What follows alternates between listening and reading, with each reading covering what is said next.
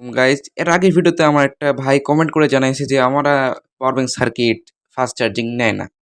ওনার power bank circuit fast charging নেয় না, কেন নেয় না? তার কারণ হলো এই ধরনের সার্কিটগুলা। দেখতে পাচ্ছেন এখানে মাত্র একটা আইসি আছে যেটাতে input output battery charging management করে, যার কারণে এটাতে ফাস্ট চার্জিং করা সম্ভব না। দেন সেম এটাতে ফাস্ট চার্জিং করা সম্ভব না, কারণ এটা মানে আইসিটাই একটা আইসি দিয়েই সব কন্ট্রোল করে। দেন এগুলো 5 ওয়াটের বেশি দিতে পারবে না। এটা 5 ওয়াট, এই দুইটা 5 ওয়াটের বেশি দিতে পারবে না। তারপরে আসে এই সার্কিটগুলা। তো এগুলা কি ফাস্ট চার্জিং সাপোর্ট করে? ইয়েস, হ্যাঁ, এগুলো ফাস্ট চার্জিং সাপোর্ট করে। তো কেমন বুঝবো? এটা হচ্ছে একটা মেন কন্ট্রোলার, একটা আইসি আছে। দেন এখানে একটা আইসি আছে, বিভিন্ন রকম কম্পোনেন্ট আছে। তো এখানে একটা আইসি আছে, এখানে কিছু নাম্বার থাকে। এই নাম্বারগুলো দেখলে আপনি চিনতে পারবেন যে ফাস্ট চার্জিং সাপোর্ট করে। যেমন এটা হলো আপনার 18 ওয়াট সাপোর্ট করে, এটা হলো 22.5 ওয়াট। তো এখানে আবার একটা নাম্বার আছে, এখানে একটা মেন আইসি আছে, দেখতে পাচ্ছেন। এর একটা বড় ইন্ডাক্টর আছে, একটা মেন আইসি। তারপরে বিভিন্ন রকম একটা, যেখানে অনেকগুলো আইসি আছে।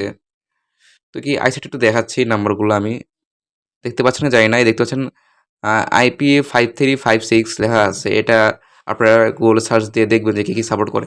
তো যদি এই আইসিগুলো যদি থাকে, তো তাহলে বুঝবেন যে ফাস্ট চার্জিং সাপোর্ট করে। মানে এটা 18 ওয়াটের 22 ওয়াট। আর এগুলো আইসির যদি মানে বিভিন্ন রকম কাজ, ভিন্ন ভিন্ন নাম্বার থাকে। তো আজকের ভিডিওটা এই পর্যন্তই। চ্যানেল যদি নতুন হতেন প্লিজ চ্যানেল সাবস্ক্রাইব করে রাখবেন। আর ভাই এত কষ্ট করে ভিডিও বানাই, বা একটা লাইক তো ডিজার্ভ করি। তো একটা লাইক দিয়ে যাবেন।